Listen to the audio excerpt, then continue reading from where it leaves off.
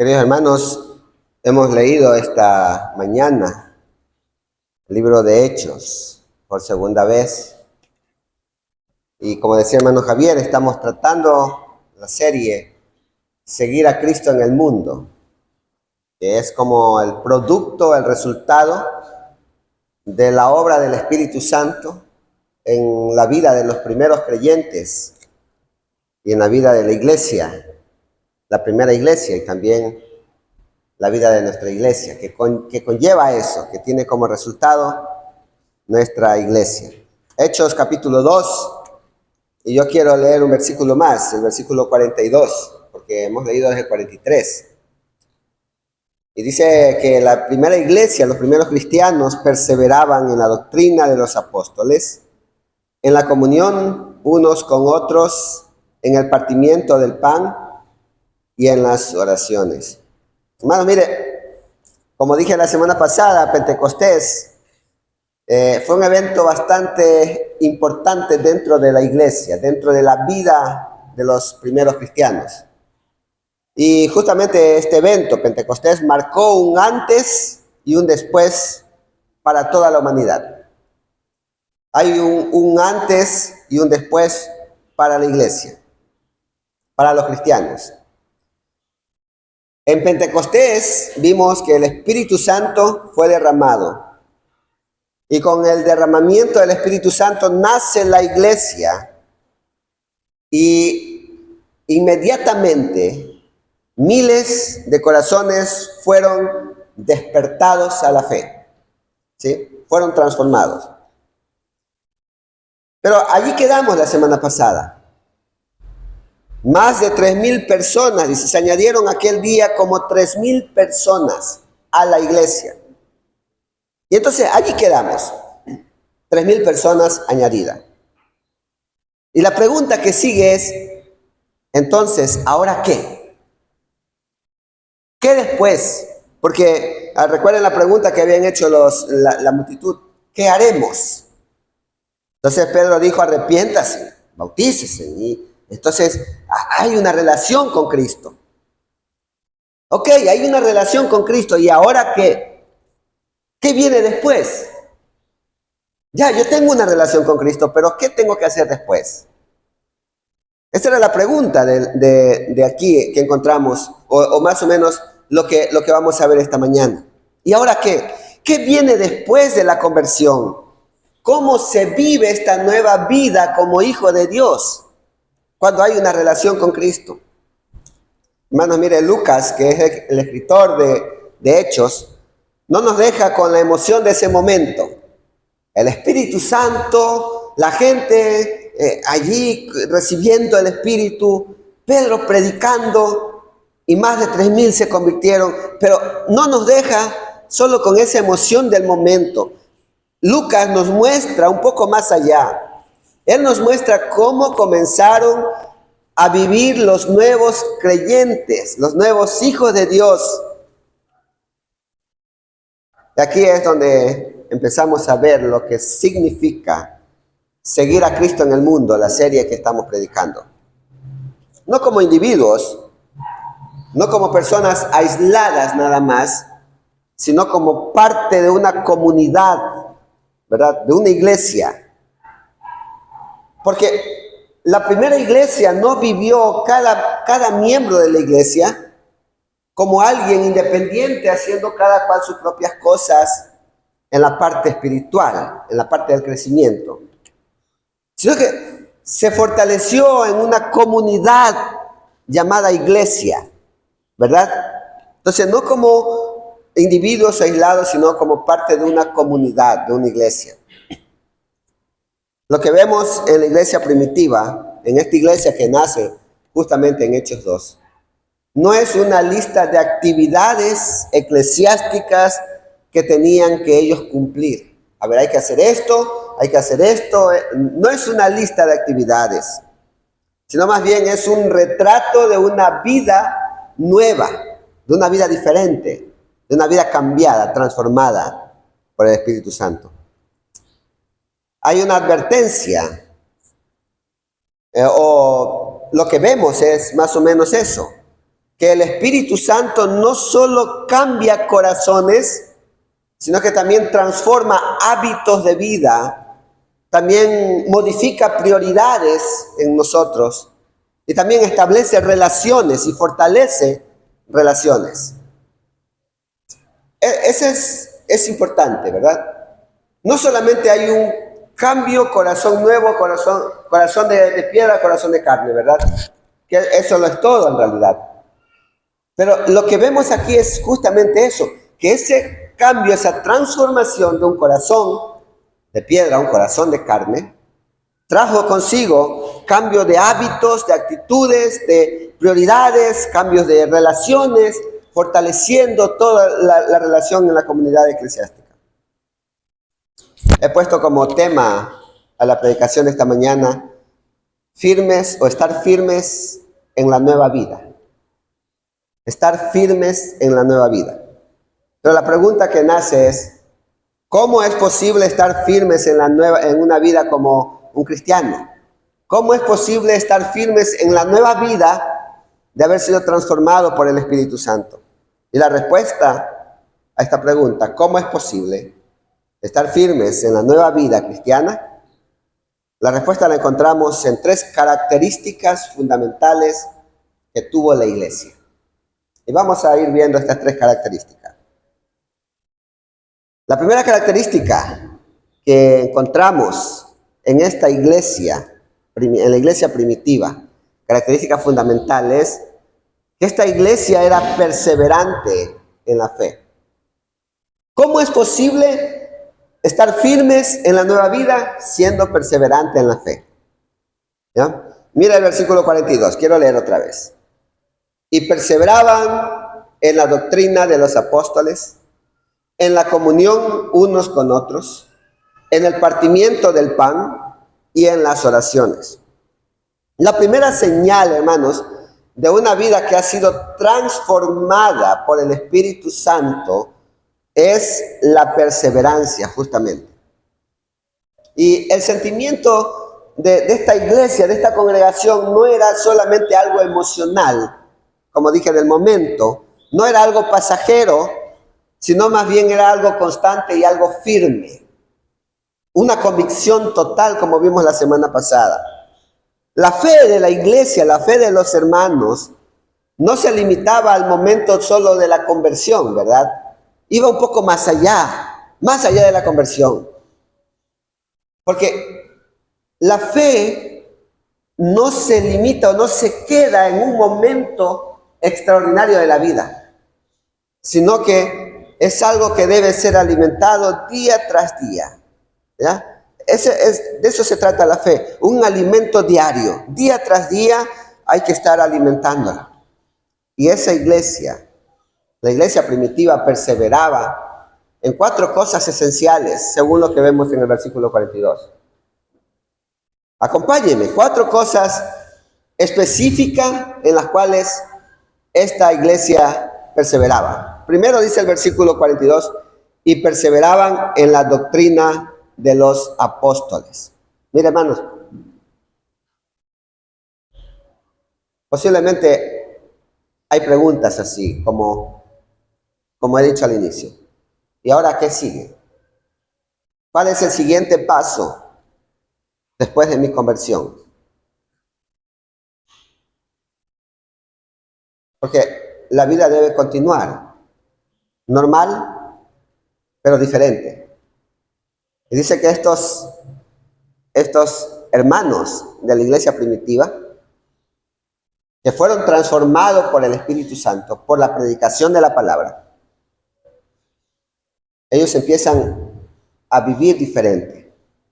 Perseveraban en 4 áreas esenciales.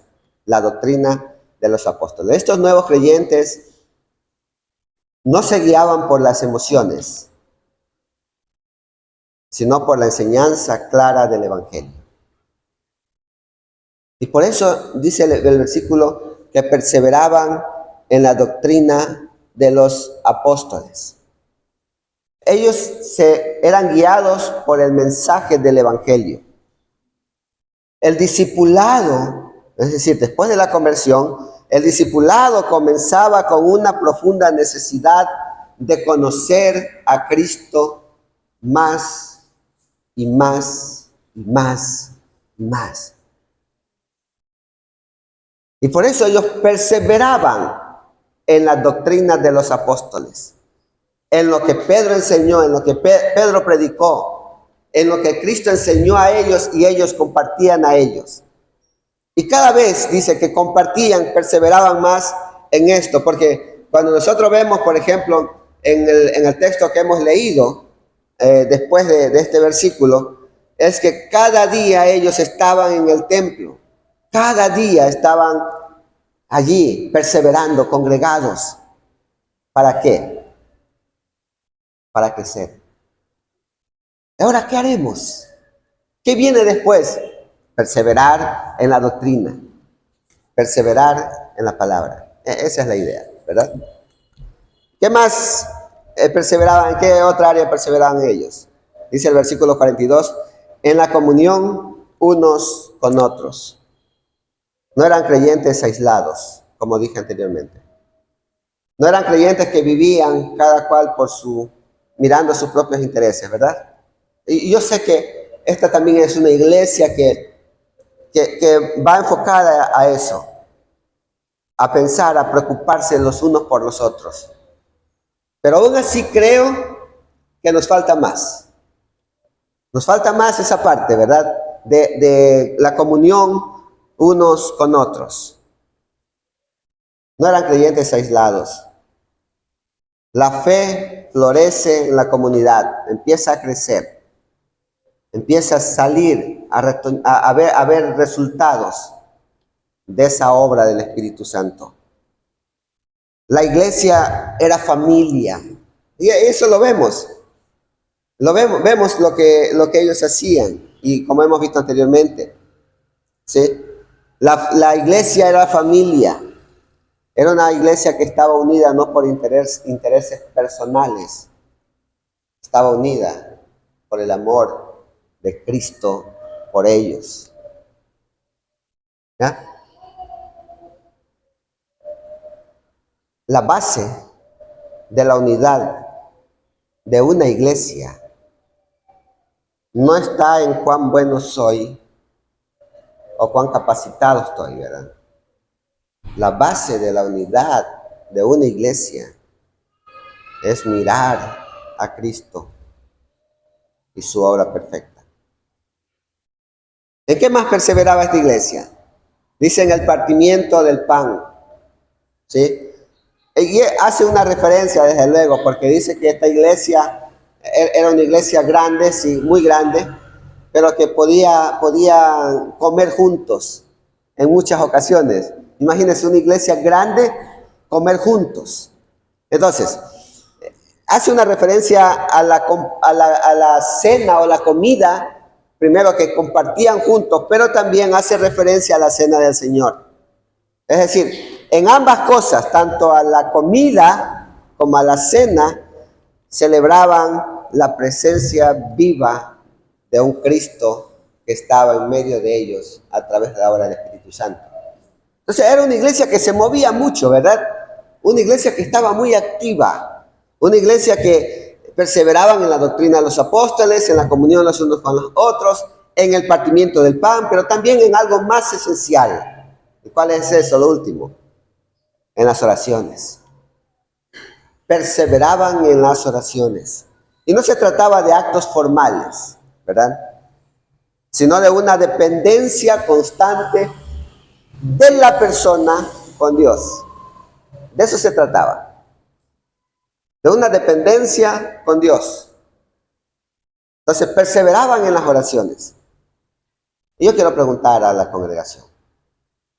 Estas cuatro cosas esenciales en la cual perseveraba esta iglesia, ¿también son parte suya de su perseverancia? Yo pregunto eso.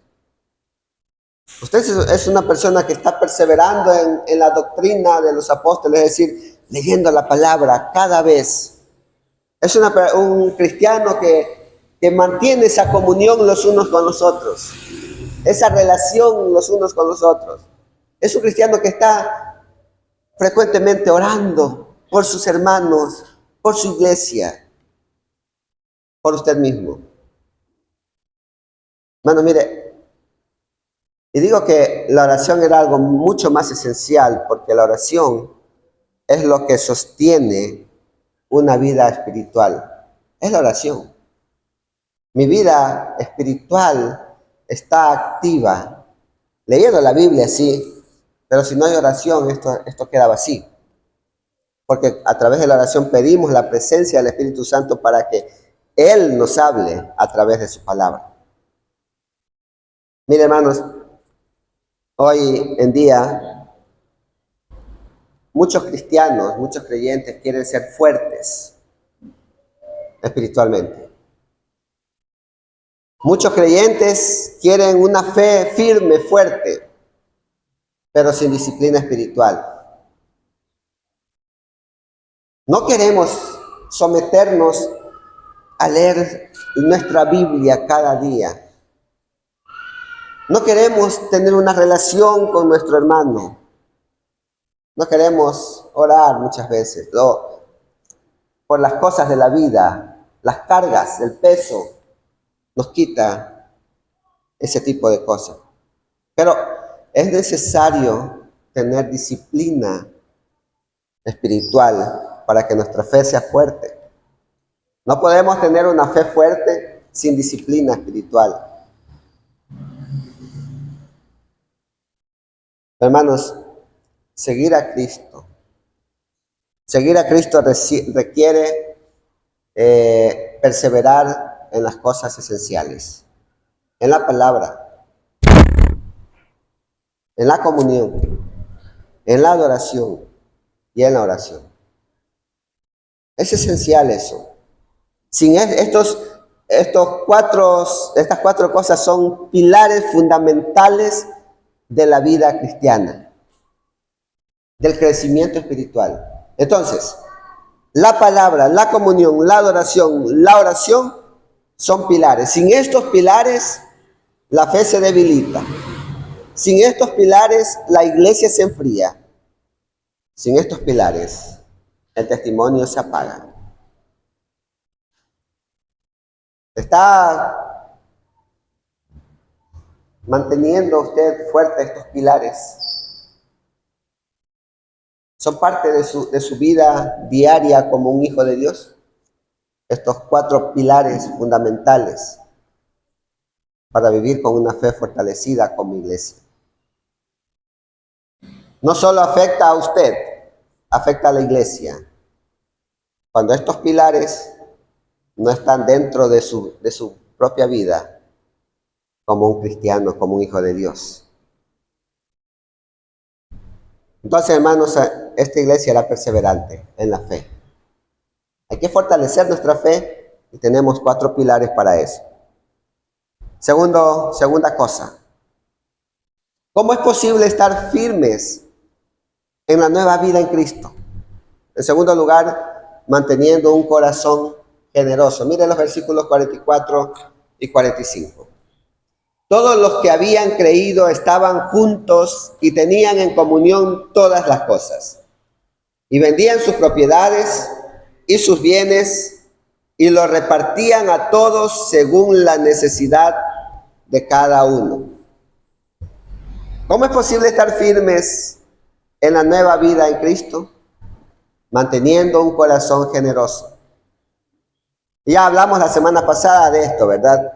Que no se trata específicamente de tener bienes materiales. Pero hermano, mire, la obra del Espíritu Santo no solo transforma el corazón, el alma, también transforma la manera, en la práctica, la manera de relacionarnos con los bienes materiales y con el prójimo al mismo tiempo. Lo que yo tengo con mi prójimo. Una relación entre ambas cosas. Y una señal visible de la obra del Espíritu Santo en la iglesia primitiva fue la forma en que ellos compartían sus bienes y cuidaban de los otros, supliendo necesidades concretas. Es importante decir que nadie les obligó, ¿verdad?, fueron movidos por el Espíritu Santo. Su amor era tan, pero tan profundo que nadie, dice, de la congregación, de la comunidad eclesiástica, nadie pasaba necesidad. Y esto era un golpe duro para las costumbres romanas de aquel entonces. ¿Por qué razón? Porque el gobierno y el gobierno romano enseñaba a la gente, es más, la ley enseñaba a la gente a acumular más, a tener más. Enseñaba a la gente a proteger lo que tenía. Y enseñaba a la gente a competir. ¿Quién tiene más? Entonces, imagínense, esa era la costumbre, más o menos, de Roma. Pero el Evangelio, cuando llega el Evangelio a las vidas, les llama a compartir. No a competir, sino a compartir. Les llama a cuidar a la gente, al pueblo, a la comunidad. Les llama a servir, diferente de lo otro, diferente de las costumbres romanas. Lo importante aquí no era lo que cada uno tenía, sino cómo todos eran sostenidos por la gracia. No buscaban ventajas, buscaban bienestar común para todos. Esta actitud hace firme la comunidad.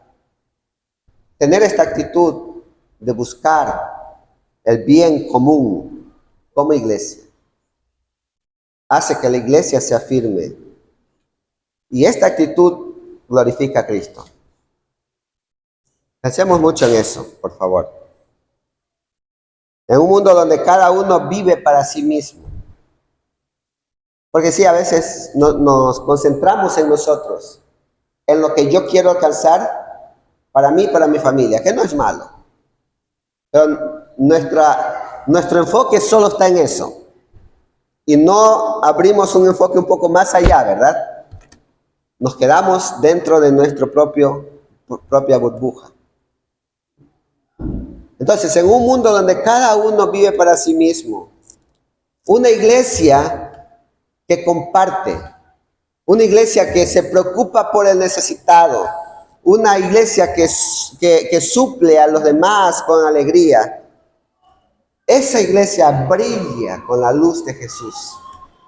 ¿Sí lo ven? Y por eso esta iglesia era un ejemplo de iglesia, un modelo de iglesia. No por lo que hacía por el otro, sino porque la luz de Cristo brillaba en ellos. Y como un resultado de esa luz que brillaba, era que ellos podían hacer un bien común por la iglesia. Y entonces recuerde usted, no espere que toda la iglesia se una y todos estemos juntos para poder hacer algo en común. Porque cada persona representa a la iglesia. La iglesia es cada uno de ustedes. Somos la iglesia. Yo soy iglesia, usted es iglesia. Cada persona es iglesia. Entonces cada persona debe brillar. En cada persona debe brillar la luz de Jesús, manteniendo un corazón generoso.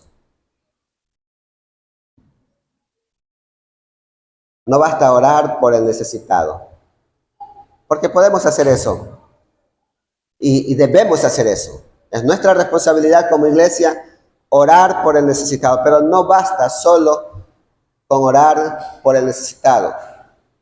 No es suficiente si no estamos dispuestos a ser parte de la respuesta que necesita la persona con problemas, ¿verdad? No solo oramos, pero también somos parte, ¿verdad? De la respuesta. Hermanos, hoy somos, en todo lo que he dicho, yo no quiero que usted ahora vaya a ver su bolsillo nada más. Lo que he dicho es que hoy somos llamados, todos, somos llamados a vivir una fe que contagia, porque en aquel día se añadieron 3,000 personas y cada día el Señor añadía a la iglesia a los que habían de ser salvos, era por el testimonio de cada uno de ellos. ¿Sí? Porque la luz de Cristo brillaba en cada creyente. Estamos llamados a vivir una fe que contagia, ayudar al hermano, cuidar al anciano, abrir la puerta al extranjero, dar sin esperar nada a cambio.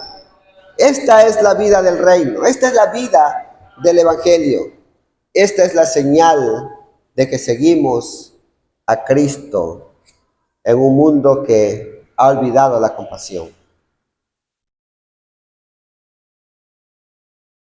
Hay que mantener un corazón generoso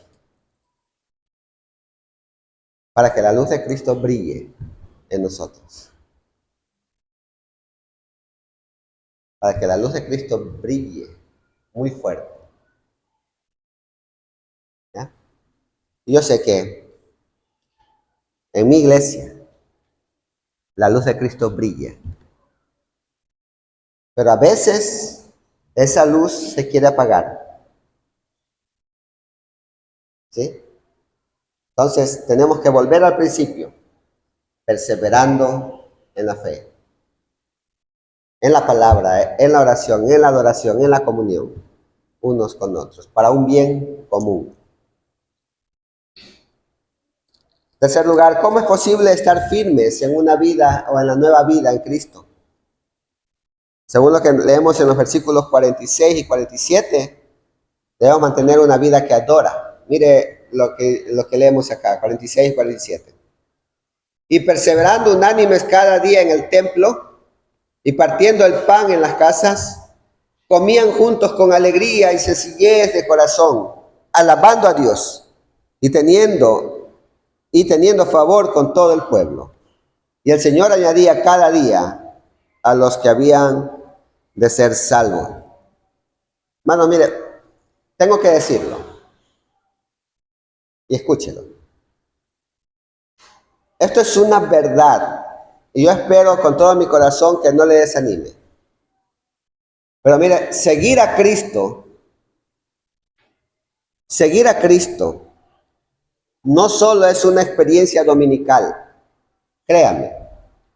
Seguir a Cristo no solo es una experiencia de cada domingo suya, va más allá.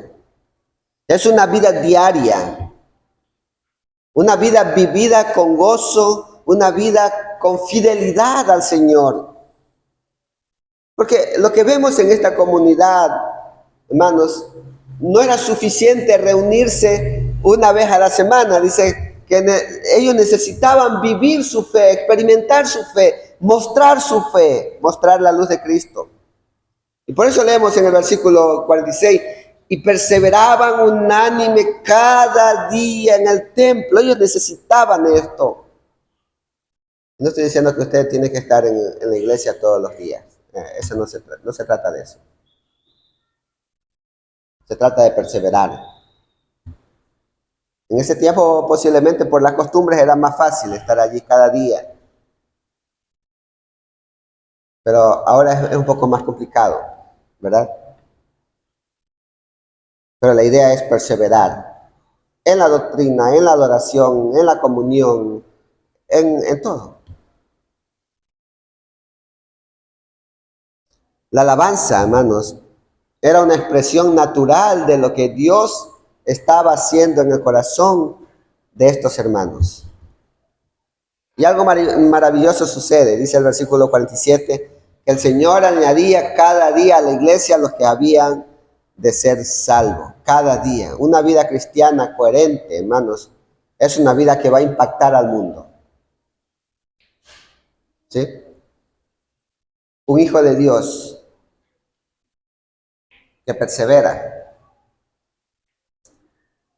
Esa luz de Cristo va a impactar afuera, a los otros. Y yo pregunto a usted, ¿cómo está impactando con su vida, al mundo, afuera?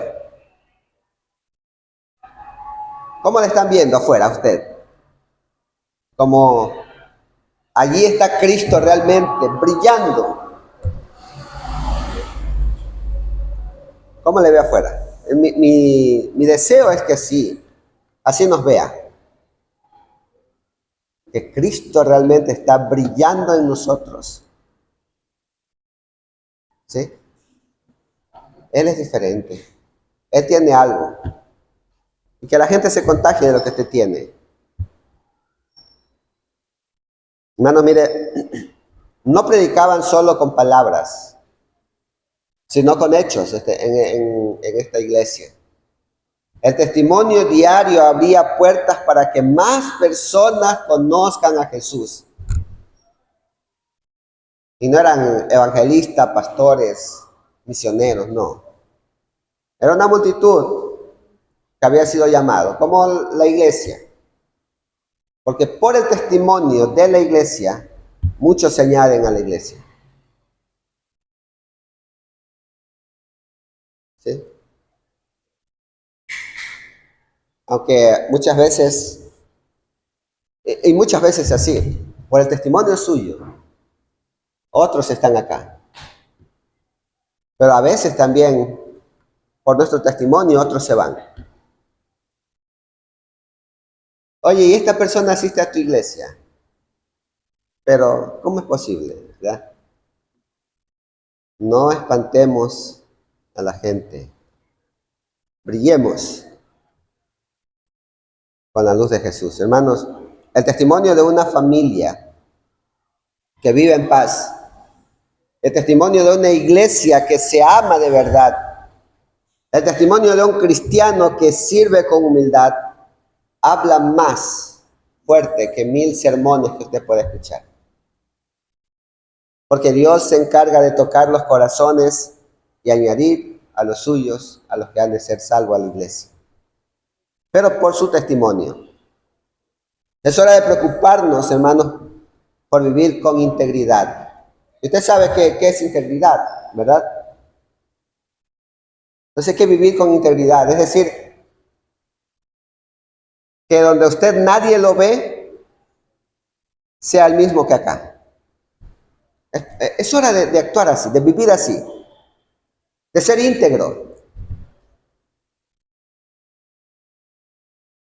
Es hora de adorar con gozo al Señor,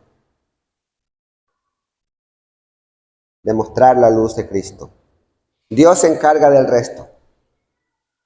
El resto no lo tiene que hacer usted. Usted tiene que mostrar lo que Él ha hecho en su vida. Y el resto Dios lo hace. Cuando la iglesia camina unida, esa iglesia se fortalece. Y cuando la iglesia se fortalece, estando unida, entonces impacta afuera. Y nadie se espanta, sino que se impacta. Hermanos, ¿cómo es posible estar firmes en una vida nueva, en la vida nueva en Cristo? Hemos visto esta mañana 3 cosas: siendo perseverante en la fe, manteniendo un corazón generoso y manteniendo una vida que adora al Señor con la luz de Jesús. Quiero concluir. La vida nueva que vemos en la iglesia primitiva, en la iglesia de Hechos de los Apóstoles, no es producto del esfuerzo de ellos mismos. No es que ellos se propusieron y con sus propios mecanismos, sus propios medios y su propia voluntad hacer esto. Era el poder del Espíritu Santo obrando en corazones que habían creído en Cristo. Y allí vemos entonces la respuesta a la pregunta: ¿y ahora qué viene? En estas 3 formas de perseverar. Esta iglesia no era perfecta. Seguro que no era perfecta. Pero era una iglesia viva. El Amparo tampoco es una iglesia perfecta. Pero es una iglesia viva. Usted como iglesia pregúntese: ¿soy yo, Jorge, una iglesia viva? Y cada uno de ustedes pregúntese. Esta iglesia, hermanos, no era una iglesia poderosa económicamente. No era que le sobraba el dinero. Pero era una iglesia poderosa en fe. Eso sí. Tenía mucho poder en la fe. También esta iglesia, hermano, que no era perfecta, que no era una iglesia poderosa en la fe, esta iglesia aún así comenzó a vivir con sus limitaciones, a vivir con Jesús. Allí comenzó todo, con Jesús. Entonces, hermanos, seguir a Cristo en el mundo, que es la serie que estamos viendo, significa perseverar en la palabra, significa vivir en comunión real con Dios, significa practicar la generosidad y glorificar a Dios cada día con nuestras vidas. Y para eso no estamos solos. No estamos solos. El mismo Espíritu Santo que transformó esa primera iglesia, ese mismo Espíritu está con nosotros hoy. Él no ha cambiado. Que esta sea también su oración esta mañana. Señor, haznos a nosotros, Iglesia El Amparo, haznos una iglesia firme. Haznos una iglesia sencilla, una iglesia generosa, una iglesia viva, para que el mundo, los de afuera, nos vean a nosotros, no a nosotros, sino a Cristo y su obra en nuestros corazones. Amén.